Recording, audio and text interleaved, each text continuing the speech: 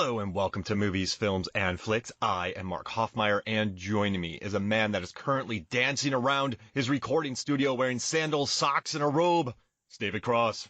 Fa fa fa fa fa fa fa fa fa psycho killer. Hey, what's going on, dude? That's some fancy footwork you got there. You're really Toby Kebbling it up. Yeah, I learned from TikTok. Yeah. Did the Toby Kebbell go viral? Well, everyone goes viral on TikTok, you know. Got it. I've gone viral several times. I'm very famous in the dancing TikTok. You wouldn't know that. Actually, don't get on TikTok and check either. Okay. Yeah, you're I don't know how you did it, but you inserted yourself into the background of Casablanca just dancing. And that went huge. Yeah. Some say I might have ruined it, but I say I enhanced it. And then you said dance it again, David. That was the thing of it. Yeah. Well, I mean, that's actually a really great transition, Mark, because we are potting it again. Yes. Listen, this is Bloodshot Miss, or Day of the Bloodshot, or Bloodshot Day, or the 1 year anniversary of Bloodshot.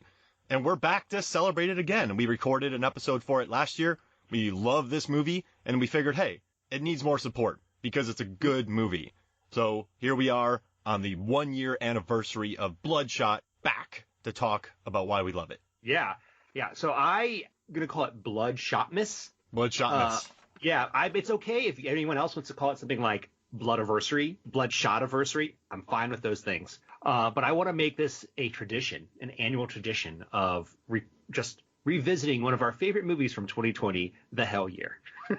And unironically, too, we both love this movie. And this is an underrated picture. And maybe go back and listen to our first episode. I don't want to retread a lot of the things that we talked about. You know, you look back at the reviews for this film, and someone said the fights weren't elegant enough. This is a movie where Bloodshot it's Vin Diesel as a tank, as a human tank. He's not Iko Uwais. This is not going to be that. And then other reviews were hating on, they're like, oh yeah, and Isaac Gonzalez and Vin Diesel have a relationship in it. They fall in love. I'm like, what movie were you watching? They're coworkers. I don't know. They're coworkers. Some of the reviews are real wild. I'm like, your viewing comprehension is not high. I was on a walk with Megan yesterday, my wife, and she loves this movie as well. And we were talking about the relationship between KT and Vin Diesel's character Ray. And she feels bad for him. This is a guy who just keeps coming back. She has empathy. And she's also a legit badass. And I think once these situations get real, because I don't know, I guess you know what you signed up for. You're taking a dead soldier, inserting nanobites as blood, and having him kill people. But it gets old, and they're just coworkers. I think they just have. Vin's more respectful than that, and it's just watching it. You're just. I don't want it. We did this in our last podcast, so you can listen to that. But this movie is good, David. This is a fresh film. Yes. So I have some traditions I want to throw by you for Bloodshot Miss and see if everyone else wants to do these. And you can do it today if you're getting this podcast today, and that's the 1 year anniversary. But here are 4 traditions. You tell me what you think about them. Mm-hmm. So 1, on Bloodshot Miss, you have to rewatch Bloodshot, preferably with someone who has never seen it before. Oh, spread the love. Perfect. Yeah. Okay. So that one I think we can both agree on. We're good. Number 2, you need to salute your TV or your phone or your computer and say, this is what we're fighting for, boys. Yes, absolutely. Okay. And then number 3. Okay. Go ahead. No, go. I don't want to interrupt your 4. I might take one. Okay. Number 3, you have to eat a flour-based meal. Yes. So I actually did this. I ate a bunch of pancakes this morning. You could do biscuits. That's okay. But I did pancakes with strawberry jam in an attempt to mimic blood. And then I paired it with a cherry 7-Up. Whoa. Yeah. I would have preferred a Big Red, but I cannot find one near me. It's amazing. I currently have an espresso pod that is red that I put into my Nespresso. And so it's kind of getting a shot to my blood system with the caffeine, and it was red. Oh, that counts. Yeah. And then number 4, and this is one I would say is not as necessary as the top 3, and that is wearing a black or white sleeveless shirt in honor of Dom. Absolutely. / Vin. Yeah, I was going to say that, and I'm glad I didn't. Yeah, but you have to start with a shirt, and when he takes off his shirt to go into his tank top, that's when you do it. Exactly. Yeah. You gotta reveal those pythons. And we're a body positive podcast, so everyone's pythons are slamming. And also I think you need to fill up a big bucket of water and stick your head into it during the swimming scene. Yeah, okay. All right, I think that's good. Yeah. You need to put on some cool shades to be, yeah. How about a tiny helmet or tiny hat, a hat that's clearly too small for you. Yeah, tiny wear hat that. And a very large helmet. But all joking aside, I have a question to ask. Okay, since this movie's been out for a year, everyone knows it. It's about this soldier who he dies, but then Guy Pearce wearing a sweater and his team, they put a bunch of nanobites in him, and then they send him out to kill the people who know about this project so there can be no competition. However, in Vin's head, Vin thinks that he's getting off of a job, then he goes and he sees his wife, she gets killed, he gets killed by a dancing Toby Kebbell or whoever they want dead, and then he comes back, then they send him after these people to murder them. And during that, he has a team, so there's Isaac Gonzalez in this film as KT, you have Sam Heughan as Jimmy Dalton. There's a whole squad. Guy Pearce is Dr. Emil Harding. You have a whole squad that works, and they send him out to go murder people. But eventually he gets hip to it, and he goes after the people that put the nanobites in his body. Mm-hmm. Ooh. It's a double revenge movie. Because he gets revenge, and then he tries to get revenge again. I think you called this Wolverine plus RoboCop plus Memento. Maybe. I mean, I definitely said it's definitely Wolverine, and it's like Wolverine and Captain America and Cable. Like, he's just a robot. He's a Herculean figure. Like, that's when I was thinking about it, I was like this is Vin Diesel's Terminator. Yes. And he's really nice in it, man. I love his 5 years. He's so good in this movie. I don't care what people say. He owns this film, and I have so much fun with it. Also, I'm going to go off on this rant again, David. I love in this movie when Wiggins, played by Lamorne Morris, who he talked about this, and he was allowed to do either 60-40 or 50-50, depending on the interview, the amount of improv in this role. And he also auditioned for this movie with a British accent, and the director, Dave Wilson, was like, I love it. And he's like, I don't know why you did it, but let's keep it. And so he had to have 3 dialect coaches, and so in the end, he didn't have to have that British accent. And Dave Wilson doesn't know why he auditioned for it with a British accent. Actually, Lamorne Morris didn't just send in a cell phone video. Him and his friend filmed the scene and did blocking, and then edited it and added some effects, and then sent it into Dave Wilson. And he got the job really quick for this role, which makes me really happy. Him. Yeah, that's great. That's so great. And so he's improvising, and he sets up Ray. He actually gets Ray disconnected from Guy Pearce and his crew. Ray's about to get into a sports car. Wilford Wiggins says, no, get in this muscle car. There's no electronic parts. They can't track you. Don't use your cell phones. But earlier in the film, when he had saved him, Wilford goes, hey, why don't you just say thank you to me? How about thank you? And then once he sets up Ray goes, thank you, Wiggins. And then he says it 3 times in the film. He keeps, so, Lamorne Morris, Wilford Wiggins, just, hey, please say thank you. The rest of the film, Ray says thank you. It's such a tiny little moment, but I love it. Yeah, it's great.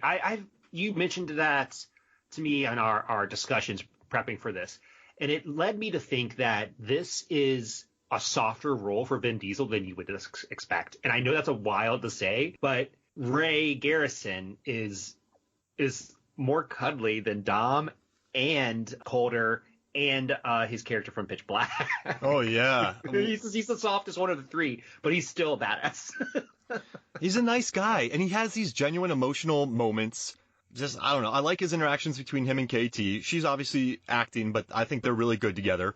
And also, I think it's cool that whole stupid beef between Dwayne Johnson and Vin Diesel, when Isaac Gonzalez got cast for Hobbs and Shaw, he's like, yeah, absolutely, take it. It's awesome. Go. I want you to blow up. So he had no problem with her appearing in a Dwayne Johnson movie.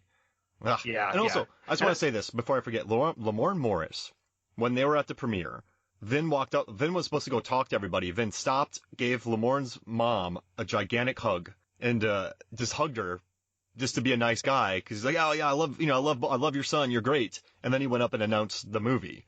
And also, Lamorne said they were in South Africa, and he and Vin just went for a tiny walk, but it turned into a 45-minute hike with the 2 of them. And they were just talking about life and what's going on in the world. And Lamorne Morris is just thinking, I'm in South Africa right now, Cape Town. on a coastal, beautiful road on a hike with Vin Diesel, and we're just chatting about life. He's like, this is absolutely beautiful where I'm at right now. So that makes me happy too that Lamorne and Vin just took nice hikes on the set of Bloodshot. I do want to get into a little bit of the Rock / Vin Diesel feud that was, because apparently it's not. Yeah. But I don't want to do it right now. What I'm really interested in doing is talking about like why we like this movie, at least for my own perspective, because I've thought about this for the last couple weeks, knowing that we're going to do this podcast. And I went back and listened to our first podcast. I think what it came down to was that it meets its own expectations. It's not trying to be more than it is. We talked about that ad nauseum previously. But one of the things that I didn't realize until recently was that I liked it because I didn't know the character. So what I mean by this is that when I have been watching these MCU and DCEU movies, I know all the characters across the board. I have read these comics. I've seen the cartoons. I am fully invested and steeped in the universe. So I basically know where the storyline's going. There might be a few things that surprise me, but I'm never really that surprised. With this one, I didn't read any of the comics prior to watching the first movie. I just knew the character existed, and that was it. And so I went in blind, and I just got to sort of ride a roller coaster, and it was sublime. I'm going to couch that saying, since then I've read the comic books, which may have been a mistake. They're actually very good, but it has ruined me for the future movies. Oh no. I didn't realize this until after I read the comics. I read the comics. So I read the 2012 run, which is the Valiant Universe's reboot. And I've read the first 13 issues. They're pretty good. They're way better than I thought they would be. But I was like, oh, what am I? Like, I got done and I was like, oh, I may have spoiled myself for future movies. Oh no, just because you said the character's a tank in the graphic novels, right? Or the comics, just an absolute monster. Yeah. So some of the differences, just slight differences. The comics, at least the comic version I read. So remember, this came out in the 90s. So I'm reading the reboot version. They're way more violent. Like he's just constantly getting ripped apart and grown back together, and the imagery is definitely R-rated. He is sort of a put upon hero. He's stronger than a normal person, and he is a badass, but everyone he's going up against is way more badass than him. Oh, that's perfect. I love that. That's what you want. Yeah, so he's just constantly getting wrecked across the board. Some other differences that I thought were really interesting. There's more of a check on his powers. So in this version, he needs protein to heal. And this is wild and weird, but there's several scenes in this run where he's just like, I have to go kill and eat a cow. It's like, okay, he needs that protein. And then the other thing is that his nanites speak to him and are semi-autonomous. Like Venom type stuff. Yeah, it's much more like Venom, like Upgrade, probably very close to Upgrade, actually. And I find that interesting as well. Oh, I love Upgrade, but I guess Venom was around before Bloodshot, and they talked to him. So I guess it's a borrowed idea, but they work on their own because there are all these little nanobots in them. Yeah. What did you think about my realization that I have spoiled myself for a lot of these comic book movies? Well, that's a great question. They have announced a sequel, and I hope they make it. They should make it, because this movie's $45 million. Make it $50 million, and you'll make your money back. There's no reason not to make another one of these. They're cheap. And okay, real quick, I just want to say, before I forget, I'm very happy that the VFX company, Weta, and all that crew, they're on the short list for Academy Award nominations. Which there's 10 of them, 5 will get picked, but that's amazing that this movie might get nominated for an Oscar. That makes me so happy on a $45 million budget. But yeah, I guess to wreck it, when I was young, I read X-Men. I was a big X-Men guy. And you have those runs in Uncanny X-Men 280 through 290 where Bishop comes and Cable, and there's some truly horrific imagery in them, and people get their heads